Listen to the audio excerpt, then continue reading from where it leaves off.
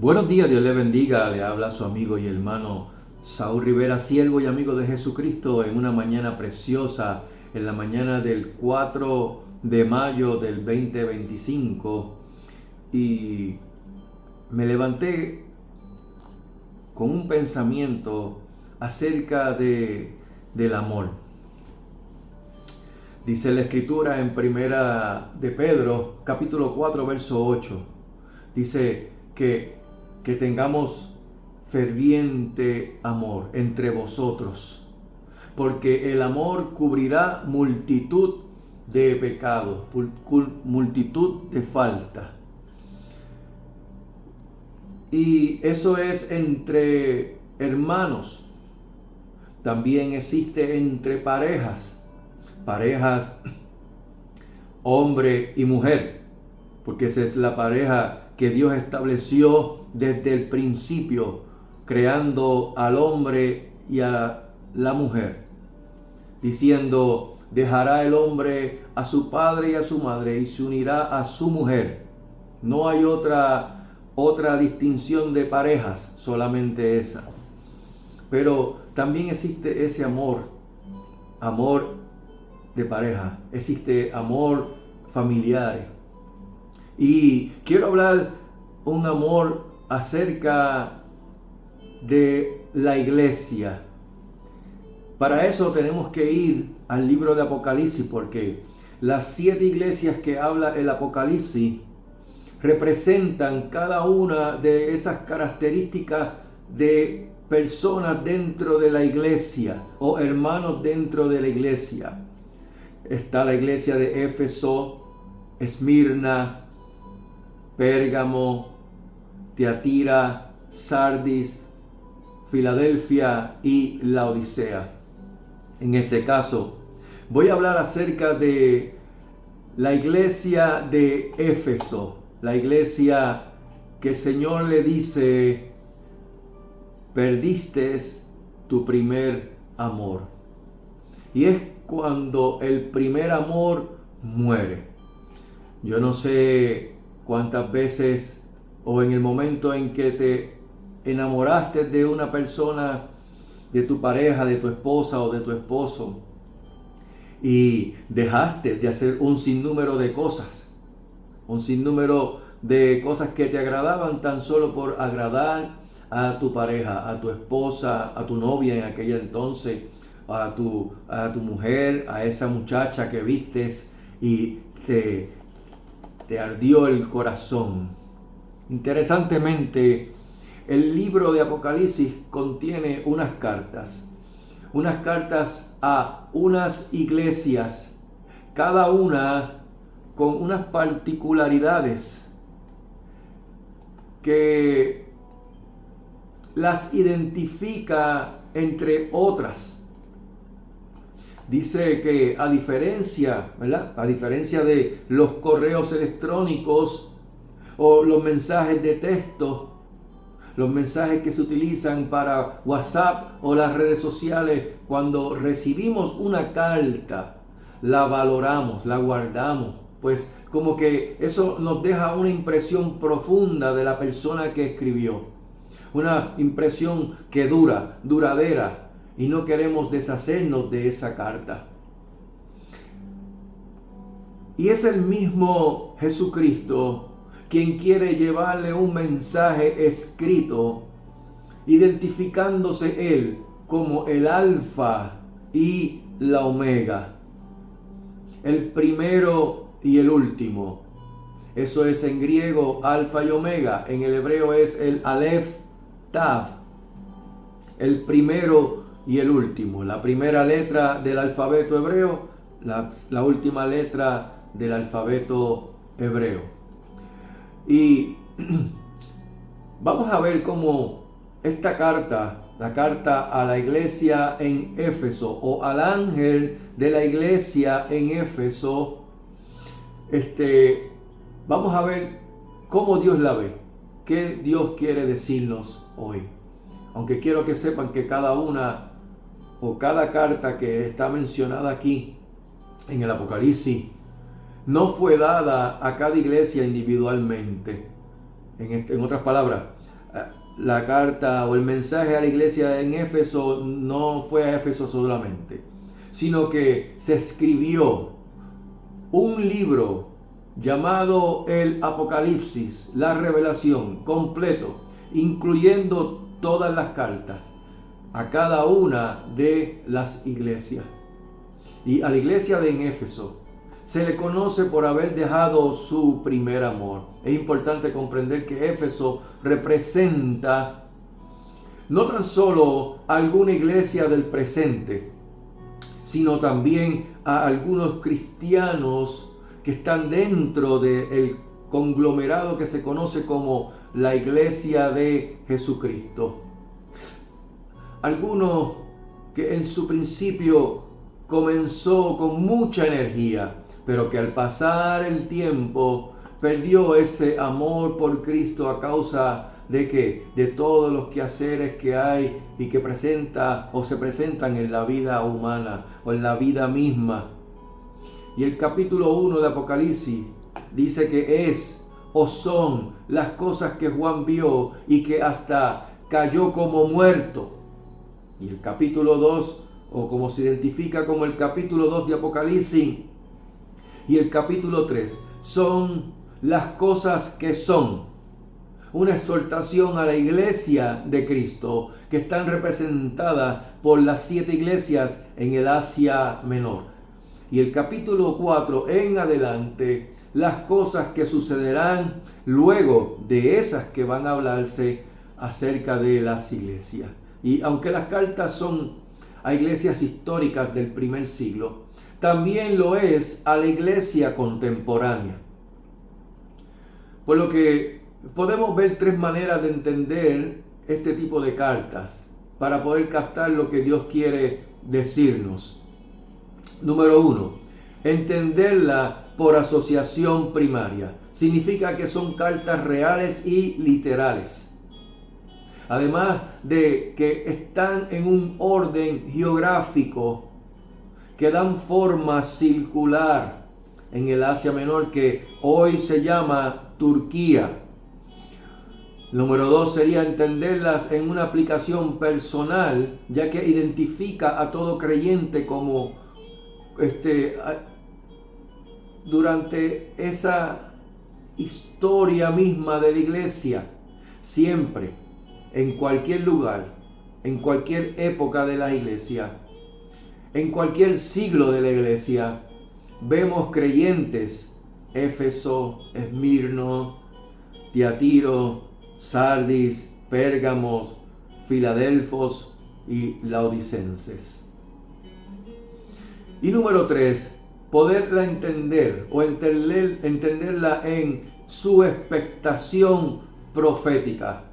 En muchos libros teológicos, tanto conservadores como premileniales, eso es antes del milenio, opinan que las cartas a la iglesia debe verse como el periodo cronológico de las iglesias vistas espiritualmente, por lo que a modo de entenderlas proféticamente desde Éfeso hasta la Odisea, podemos entender también que cada una de ellas representa una época en la vida de la iglesia, comenzando desde la era apostólica en el Pentecostés, cuando se habló en Hechos capítulo 2 verso 1, cuando dice que y de repente descendió como viento recio el Espíritu y repartió como lenguas de fuego sobre cada uno, sobre sus cabezas. Y ahí comenzó la iglesia cristiana en su apogeo, en su comienzo fuerte, en el Espíritu. Así que tenemos estas 3 formas de verlo. Éfeso, una iglesia sin amor. Al momento de escribir el Apocalipsis, la ciudad de Éfeso, para dar un poquito de historia, era la más prominente o prestigiosa en la provincia asiática romana. La llamaban la feria de las vanidades del Asia.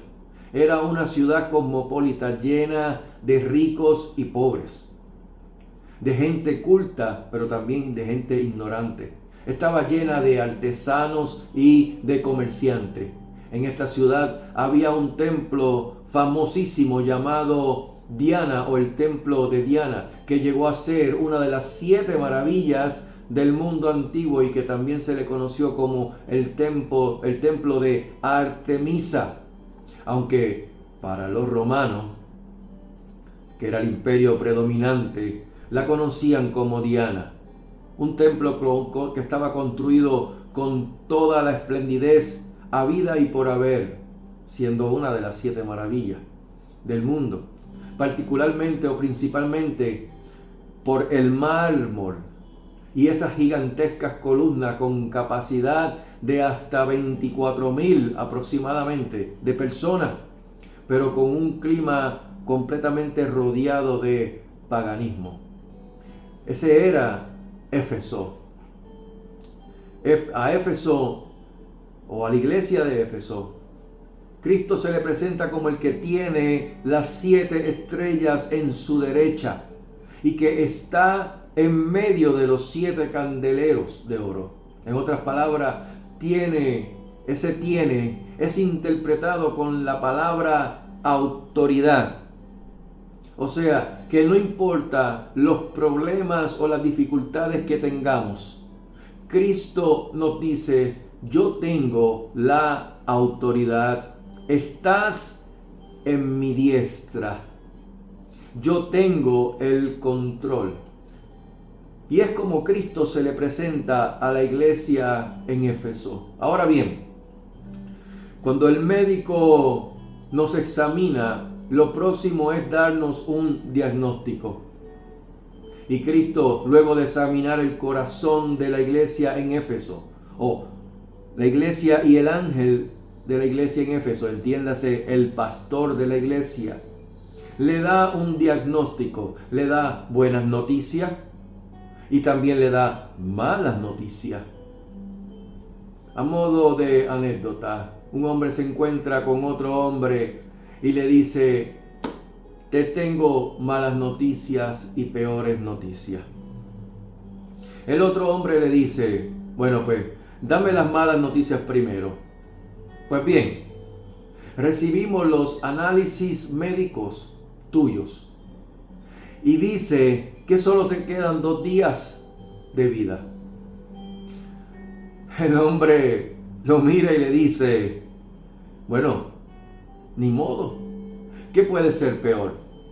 A lo que el otro hombre le contesta: pues sabes qué, te hemos estado buscando durante 2 días y ahora es que te encontramos. Qué cuadro tan duro y drástico para ese hombre y para muchos, el cual el mensaje del Evangelio de Jesucristo le ha llegado una y otra vez. Sin embargo, lo rechazan y tal vez nunca vuelvan a escuchar más ese mensaje. A las iglesias de el Asia, a las iglesias, Jesús le tiene buenas noticias y le tiene malas noticias como un diagnóstico. ¿Para qué? Para que reflexionen, para que busquen cura en Él y puedan sanarse. Éfeso tiene un diagnóstico de buenas noticias. De hecho, tiene más buenas noticias que malas noticias. Pero tan solo con una es suficiente cuando viene por parte de Jesucristo. Dice que era una iglesia dinámica. Dice: yo conozco tus obras y tu arduo trabajo y paciencia, y que no puedes soportar a los malos, y has probado a los que se dicen ser apóstoles y no lo son, y los has hallado mentirosos. Tal vez es por eso que muchas iglesias no quieren entrar en este tipo de importancia. ¿Por qué? Porque cuando se habla de trabajo, el arduo trabajo, las obras, que tal vez lo quieran mezclar o lo quieran llevar como si eso fuera para salvación. Y la salvación no es por obra. Dice en la carta a los Éfesos, a Efesios, específicamente en Efesios, dice que somos salvos por gracia, porque por gracia sois salvos, por medio de la fe. Y esta no de vosotras, pues es don de Dios, no por obra, para que nadie se gloríe. Y tal vez por eso es que probablemente muchas iglesias no quieren entrar en este tipo de importancia de lo que son las obras, de lo que está al pendiente a las obras. ¿Para qué? Para no enredarse o mezclar ese asunto de la salvación por obra. Tema que es bien claro. No es por obra para que nadie se gloríe. Pero si bien es cierto que la salvación no es por obra, también es cierto que es una parte importantísima dentro de la iglesia. En el libro de Éfeso, en la carta a los Efesios, en el capítulo 2, verso 10, nos enseña que somos creados en Cristo Jesús para buenas obras. Y cuando Dios nos da su salvación, que es en Cristo, acuérdense siempre esa preposición, en Cristo, es en Él. Fuera de Él estamos todos destituidos de la gloria de Dios. Y cuando digo todos, es porque la Escritura dice que son todos, no algunos. Así que si bien es cierto que la salvación no es por obra, también es cierto que es una parte importante de la iglesia, porque es para buenas obras por la cual tú fuiste salvo. Cuando Dios nos da su salvación en Cristo, tiene su propósito. Y es que trabajemos con Él y para Él, que le sirvamos a Él. Somos siervos de Jesucristo. Por lo que Éfeso es una iglesia bien activa. Se presenta como una iglesia bien activa. El Evangelio de Jesucristo se esparció por todo Éfeso y también por el Asia Menor. Por el esfuerzo de esta iglesia, pagaron el precio, un precio donde se percibe cierto agotamiento. Cuando dice tu arduo trabajo, se caracterizaba por ser dinámica, por ser consagrada, disciplinada y sabía discernir, tenía un discernimiento al 100%. Pero su corazón se estaba enfriando, se había enfriado hacia Dios, hacia Jesucristo. Aunque podamos ver a una persona que por fuera luce bien, atlético, fuerte, saludable, no podemos dar con certeza que con esto está diciendo que lo es así. Así que no puedo acertar que por dentro esa persona se encuentre bien de salud o que tenga alguna enfermedad o dolencia, incluso hasta enfermedad de muerte. La iglesia de Éfeso o en Éfeso se veía fuerte, se veía firme. Cristo le dice: has trabajado arduamente, no soportas a los malos, pruebas a los que vienen con esa falsedad y no has desmayado. Daban todo por trabajar para la obra del Señor y gloria a Dios por eso. Un contraste. ¿Acaso hoy día en muchas iglesias pudiéramos encontrar o ver en congregaciones el tipo de creyentes que simplemente buscan llegar al templo y sentarse a oír la palabra de Dios? Podrían llegar hasta pensar: bueno, a mí que no me vengan a poner a trabajar en ningún puesto, bastante tengo yo con el trabajo que tengo, o en la casa, mientras pueda pasar de incógnito, mucho mejor.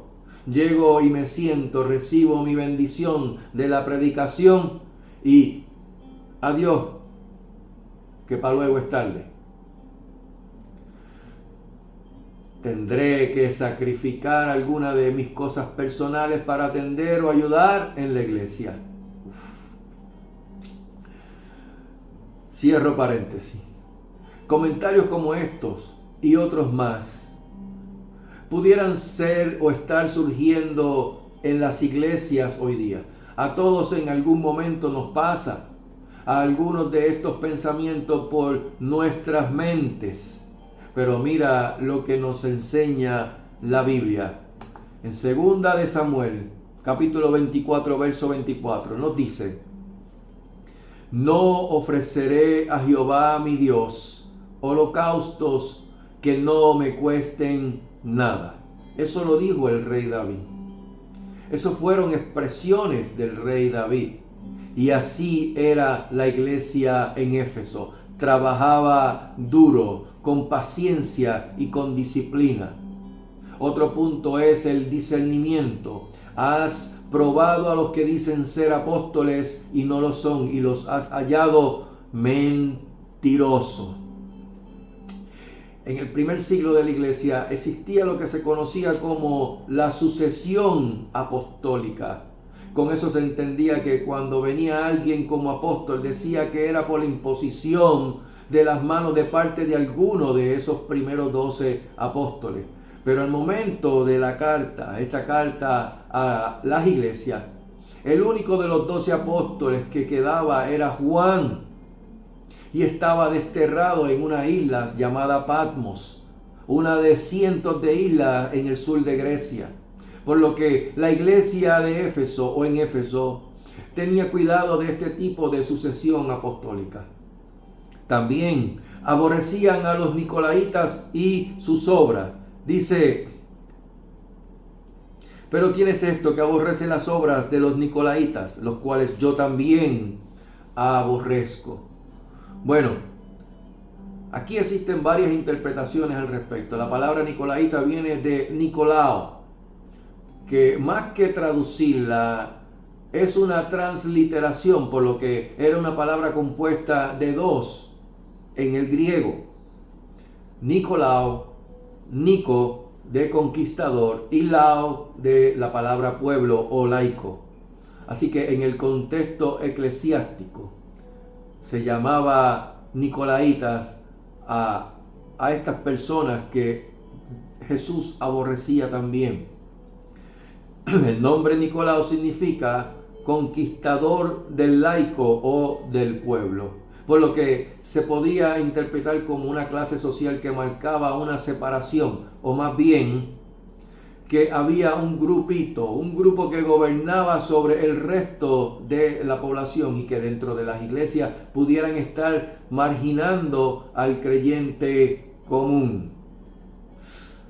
Por lo que se veía esta clase del clero y esta clase laica, donde el clero se imponía sobre el laico. También se cree que estos eran unos seguidores de Nicolao, un diácono en la iglesia de Antioquía, y crearon esta secta que se caracterizaba por ser impuros y por la inmoralidad. Recordemos que la ciudad de Éfeso estaba llena de paganismo. Imperaba el paganismo con ese templo, porque estaba ahí el templo primordial de los romanos, el templo de Diana o de Artemisa. La iglesia de Éfeso discernía a tal punto, a tal grado, que no permitía que esta conducta y esta creencia de los nicolaitas entraran y se mezclaran con su doctrina. Tengo que decir que no estamos tratando con alguien que cuando está físicamente nos comportamos de una forma o de otra. Estamos bajo el discernimiento, bajo el conocimiento de uno que nos conoce por fuera y nos conoce por dentro. Lo que expresamos o lo que reflejamos externamente, pero también nuestro corazón. Cristo Jesús, nuestro Señor y Salvador, te conoce. Nadie puede burlar a Dios. Una iglesia sin corazón no puede sobrevivir. De la misma manera que un ser humano sin el corazón tampoco puede sobrevivir. Cuando se deja el primer amor, se ha perdido la devoción a Cristo. Una devoción que caracteriza al nuevo creyente. Un amor sin qué, sin inhibiciones. Un amor ferviente, donde anhela estar siempre a su lado. El que haya estado o está enamorado puede entender perfectamente de lo que estoy hablando. Estar en el primer amor es que no se siente cohibido ni abochornado por hablar de Cristo. Antes, yo este es mi carácter personal. Yo procuraba no hablar de mi pareja frente a nadie, mucho menos frente a cualquier mujer o chica. Trataba de hacerme pasar por el incógnito. Lo que hacía era solo aparentar. Pero ahora, y lo digo con mucha complacencia, ahora siempre tengo que mencionar a mi esposa en cualquier tema o conversación sin temor a nada, no me importa. No sé si me doy a entender lo que quiero llevar. No es ser un ejecutivo o un empleado de la iglesia. Hay que trabajar no para Cristo solamente, sino trabajar con Cristo, trabajar con Él. No ser un empleado porque te vas a desgastar si trabajas para y no con Él. Moisés le dijo, oye, si tú no vas conmigo, yo no voy. Le dijo a Dios. No, solo yo, no. Si tú no estás a mi lado, yo no voy. Gálatas 2:20 dice, con Cristo estoy juntamente crucificado, y ya no vivo yo, mas vive Cristo en mí. Mateo capítulo 11, versos 29 y 30 dice, porque mi yugo, mira lo que te dice Jesús, porque mi yugo es fácil y ligera mi carga. Y de eso tengo un escrito que también lo plasmé en video. Cuando se tiene el primer amor, no puedes esperar. Todo te entusiasma. No puedes esperar a llegar al culto o a leer la Biblia, las escrituras, o también de orar. Pones el celular, pones la alarma para despertarte temprano en la mañana, para orar, para sacar ese rato primero para hablar con Dios, hablar con Abba. Aleluya. De la misma manera que cuando comienzas en un trabajo nuevo y buscas estar bien presentable y no puedes esperar a llegar a tu trabajo y buscar la oportunidad. ¿Para qué? Para sobresalir, para poder darle a otro y ver que estás emocionado por estar en tu trabajo. Pero también cuando vienes a Cristo, no puedes esperar a llegar al trabajo. ¿Para qué? Para buscar la oportunidad, tener esos oídos espirituales y esas antenas pendientes de ver la oportunidad para poder hablarles a otros. ¿De quién? ¿De ti? No, de Jesucristo. ¿De deporte? No, de Jesucristo. De lo que Jesucristo hizo por tu vida. De que no se trata de estar feliz y realizado, sino de justificación por medio de la fe, y esta de Jesucristo, para que podamos estar en paz con Dios. Aleluya. Bendito sea el nombre de Jesucristo. Dice en Mateo capítulo 22, verso 37. Jesús te dice también hoy a ti, ámame con todo tu corazón y con toda tu alma y con toda tu mente. Y en Lucas lo menciona algo adicional, y con todas tus fuerzas. La iglesia de Éfeso se había convertido en ejecutivos de la iglesia. ¿Ejecutivos qué? De ellos mismos. Cuando se pierde el amor por Cristo o el amor a Cristo, se apaga esa llama. Todo se hace automático, rutinario, técnico, robótico, esa es la palabra nueva, sin sabor. Es como aquí en Puerto Rico, los abuelitos decían, o las abuelitas que cocinaban decían que este era o esta es como el achiote, que da color pero no da sabor, porque el achiote, que es una pepita roja, bota una tinta, un colorante para darle color a la comida, pero no da sabor. Aleluya. Que tu corazón no sea como el achiote, sino que sea como la sal, sal para dar sabor, sabor a cristiandad. Aleluya. Hay un hombre llamado Vance Havner que dijo: las personas pueden ser teológicamente tan derecha como el cañón de una pistola, pero espiritualmente tan vacía como el cañón de una pistola. Hace falta tener ese empeine del Espíritu Santo. ¿Para qué? Para que esa bala, que es el Evangelio, penetre, que es la palabra, como espada de dos filos, que penetra hasta los tuétanos, hasta la coyuntura, discierne los pensamientos y las intenciones de tu corazón. Al igual que en un matrimonio. Y el que lo está o el que lo ha estado, entiende esto que voy a decir. Si no amamos a Cristo fervientemente, comenzará a enfriarse ese amor y puede morir. Detalles tan pequeños como abrirle la puerta a tu esposa, saludar hasta con un abrazo fuerte a tu hermano o a tu hermana en la fe, sin importar la clase social o cualquier diferencia de pensamiento. No sé si me hago entender. Apocalipsis capítulo 2, verso 5 dice: y haz las primeras obras. Haz las primeras obras. Dice: recuerda por tanto de dónde has caído y arrepiéntete. Te dice hoy a ti, iglesia, y haz las primeras obras.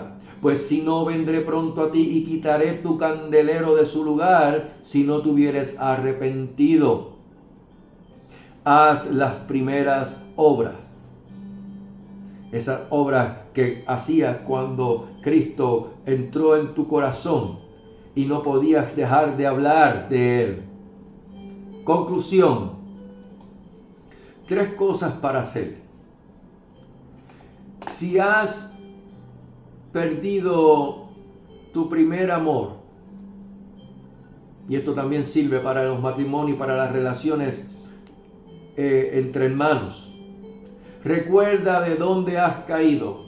Recuerda cuando aceptaste a Cristo en tu corazón, cuando te emocionabas al abrir la Biblia y tener sentido todo lo que leías en ella. Y si no lo entendías, le pedías al Espíritu Santo, le pedías a Dios: revélame qué es lo que tú me quieres decir. Y buscabas, estudiabas, escudriñabas las Escrituras. Número 2, arrepiéntete. Frena, detente, para, haz un giro. Yo diría, no de 180 grados, no de 180 grados, sino de 90 grados hacia arriba. Y número 3, haz las primeras obras. Comienza a hacerlas nuevamente. Comienza a hablarle a otro sin temor. Y si tienes temor, si tienes miedo, si te da ese sustito por hablarle a otros de Cristo, pídele al Señor que su Espíritu Santo te dé la fuerza, te dé la capacidad. Aquí en Puerto Rico dices que te dé la babilla, que tengas babilla para hablarles a otro de Jesucristo. Coge cualquier tema, sea deporte, sea de construcción, sea de lo que sea, cualquier tema, tórnalo para poder hablarle de Jesucristo. Haz las primeras obras. pon acción a tu reacción. Así dice mi papá. Ponle acción a ese arrepentimiento. ¿Por qué? Porque ¿de qué te vale ir una vez a la semana y venir, por ejemplo, los domingos y hacer la oración de arrepentimiento, confesión de pecado, pero simplemente se queda ahí? No, haz las primeras obras, obras dignas de arrepentimiento. Primera de Juan capítulo 4 versos 7 al 10. Mira lo que dice y con esto termino. Amados, voy a buscarlo. Amémonos unos a otros, porque el amor es de Dios. Todo el que ama es nacido de Dios y conoce a Dios. El que no ama no es de Dios, porque Dios es amor. El que no ama no ha conocido a Dios, porque Dios es amor. En esto se mostró el amor de Dios para con nosotros, en que Dios envió a su Hijo unigénito al mundo para que vivamos por Él. En esto consiste el amor, no en que nosotros hayamos amado a Dios, sino en que Él nos amó a nosotros y envió a su Hijo en propiciación por nuestros pecados. Dios no te amó porque eres o por lo que eres. No.